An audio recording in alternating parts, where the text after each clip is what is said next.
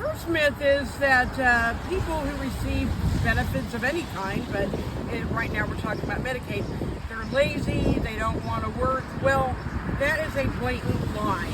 It is. 64% of adults who receive Medicaid actually do work. 64%. That's a majority of adult Medicaid recipients are employed. And so then you might ask, well, then why are they getting Medicaid? Well, that's because a lot of folks just don't earn enough to pay for private insurance, which is outrageously expensive.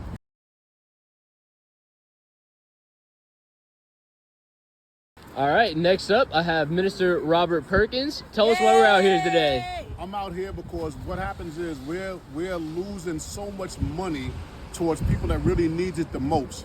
Our Medicare and Medicaid can't afford to get cut. We have people that's taking care of their family that they're about to get cut. A lot of agencies about to get cut. And the money is going, it's not like it's going to something that's useful. It's going to the billionaires' pockets. I look good, but I'm a senior citizen as we speak. And the truth of the matter is, if it's not affecting me now, it will eventually. Hands off.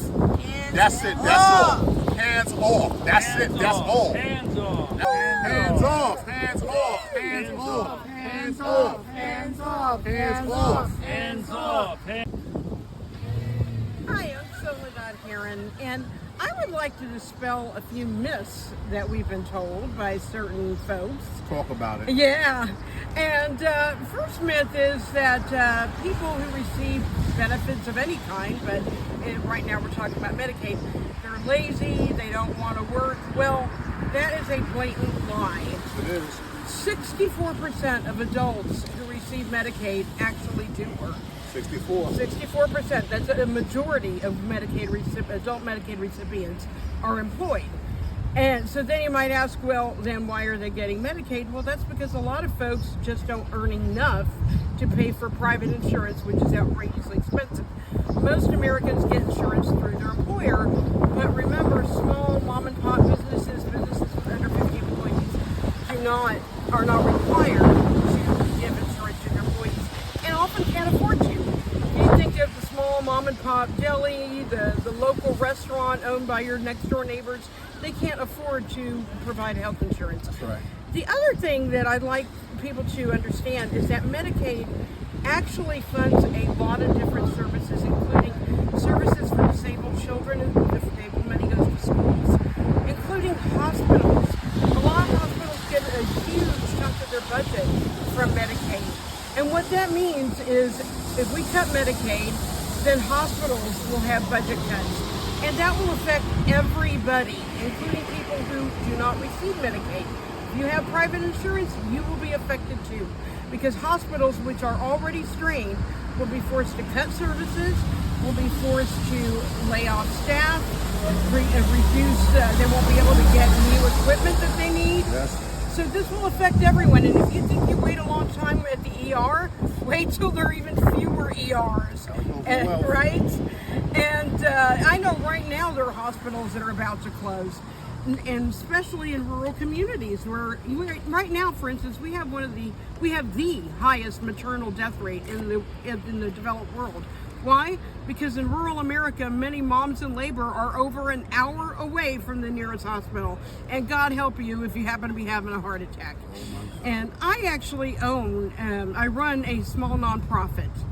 And from an employer's perspective, an employer wants their employees to be healthy.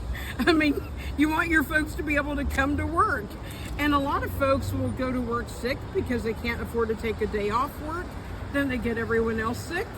And, also you want preventative care. You want people to be able to get a mammogram, to be able to get cancer screenings, a yearly physical, because that in turn lowers healthcare costs and dealing with a problem much later down the line when it's much more expensive. And, again, just to dispel one final myth, because people will always say, well, I don't need health insurance because I'm healthy. Every single one of us is just one catastrophic illness or one bad accident away from financial ruin. That's a fact. The number one reason that people file bankruptcy in this country is medical costs. And let me tell you, I'm not wearing this eye patch because I happen to want to look like Pirates of the Caribbean. Great movie, but that's not the reason I'm wearing it. 2 years ago, I myself was diagnosed with a mass behind my eye. I've undergone numerous surgeries and am now in therapy. I had to go through occupational therapy, vision therapy, and just one final note, and I know I've chatted for a while, but right now they're calling for work requirements. And just again, as we've already mentioned, 64% of adults on Medicaid are already working. But for folks who need longer care, folks who are on, might have to do mental, physical rehabilitation or drug rehabilitation, there are already requirements in place. They already have to meet with caseworkers, and at the end of their treatment, they All right. if they're still not able to work, they have to go work at their regular job. They undergo vocational rehabilitation. So there's no need for more red tape that will just cost us more. And in the end, to have healthy workers benefits the economy as a whole. So yeah, Medicaid benefits everyone. Health over wealth. Health over wealth. Health over wealth. Health over wealth. Health over wealth. Health over wealth. All right. Okay. My name is Jasenia Weeks. I am a former member of 1199 and I'm a member of Citizen Action. I've been living in Stapleton for the past 9 years and I am a Medicare recipient. I'm here today to use my voice and speak up for what is right. And healthcare is a human right.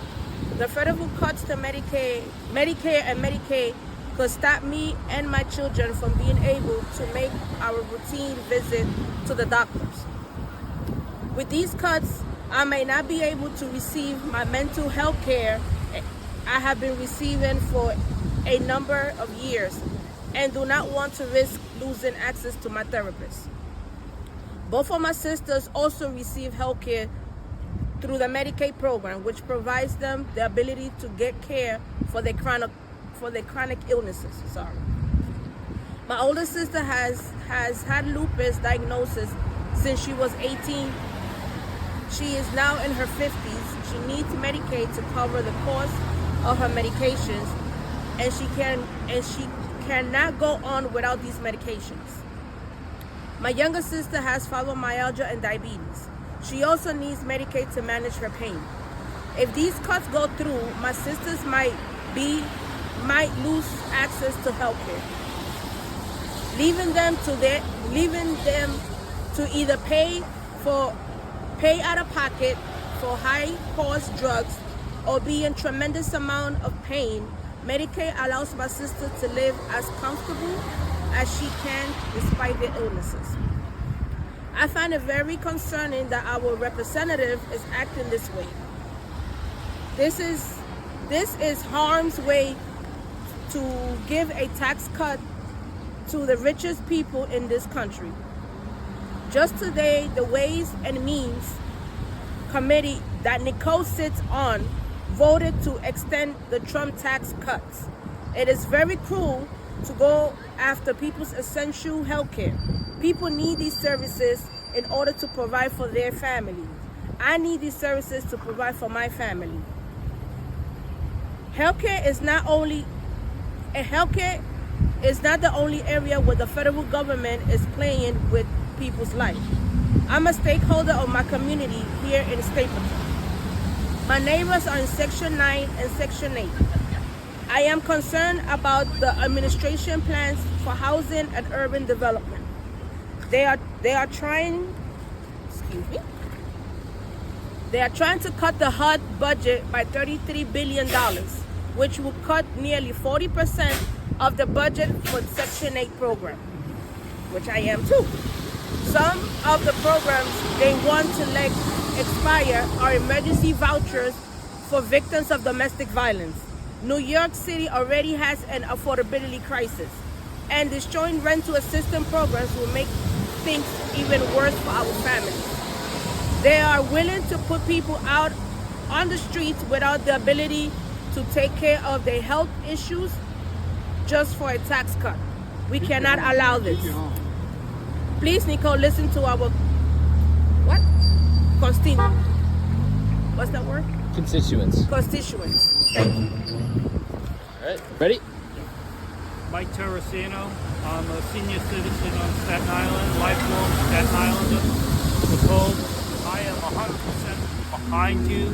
We do need to take fraud out of the different plans. Indeed. But what has been proposed and what is being done is not that. And I know, and you know that. So we need to be on the same page, and we need to tell our constituents, us, you need to tell your constituents that the truth is we want to give billionaires tax cuts, and we don't really care about the health of the people. Health over wealth. Health over wealth. Health over wealth. Health over wealth. My name is Mark. I'm a resident of New York City. I'm a person who's on Medicare, and I'm worried what's going to happen to Medicare as things go along. Right now I'm on traditional Medicare, which allows me to go see any doctor or hospital who takes Medicare. I'm not limited to a network. I don't have to jump through a lot of hoops with an insurance company. But I'm worried that they're going to force me into a private Medicare plan where I'll be limited to what doctors I can see, and what hospitals I can use. Try to limit what my treatments my doctors prescribe for me. So I'm worried about that. I also am worried about someone who's very close to me, who's on both Medicare and Medicaid. And one of the things they're trying to do in Congress right now is to limit the ability for Medicaid to wrap around Medicare for people who are low income on both Medicare and Medicaid. And so I'm worried what might be happening to him if he's going to be able to afford to continue to get the care that he needs. So I'm worried about that. The last thing I'm worried about is what's going to happen to our healthcare system. I live in a neighborhood where a hospital just closed, and we fought very hard to keep that hospital open. We formed a whole neighborhood coalition and worked with our public officials and so forth. And so, and it's a neighborhood with a lot of public housing projects in it, so there are a lot of low-income people who live in the neighborhood and relied on that hospital. And so where are they going to go now? And part of the reason the hospital closed was they said they couldn't make it financially, which says to me that they needed more help because they had a large number of patients who were on Medicaid. So I'm worried about what's going to happen to people in other neighborhoods like that might lose their hospital.